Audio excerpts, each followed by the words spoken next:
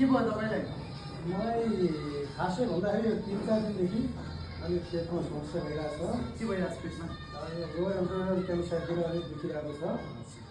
अनि अलिक डायरिया पनि भइरहेको छ। पेटमा चाहिँ झाडपाला भइरहेछ? हजुर। कति जानुभयो झाडपाला? त्यति धेरै त छैन, 3-4 चोटि भनौँ दिनमा। दिशा कस्तो भइरहेको? पातलो भइरहेछ कि अलिक पानी टाइपको छ कि त्यस्तो दिशामा के अरे त्यस्तो छैन, पातलो पनि छैन, भनौँ ठिकै छ। ठिक छ। के खानुभयो हिजो? मासु धेरै खानुभएको थियो? त्यस्तो खाएन, के अरे पनिर खाएको हो। पनि खानुभएको थियो? ठिक छ। तपाईँलाई फुड पोइजन भएको हुनसक्छ है। यहाँ तपाईँको छाती पनि दुखिरहेछ? कहिलेकाहीँ अब कहिलेकाहीँ निद्रा लाग्छ कि लाग्दैन? निद्रा पनि खासै अब टेन्सन भएको दिन लाग्दैन, टेन्सन भएको दिन चाहिँ ओके ल एकैछिन है। तपाईँको छाती सुन्नु। लामो सास लिनुहोस्। अझै छोड्नुहोस्। अझै लिनुहोस्। छोड्नुहोस्। अझै लिनु। छोड्नु। अझै।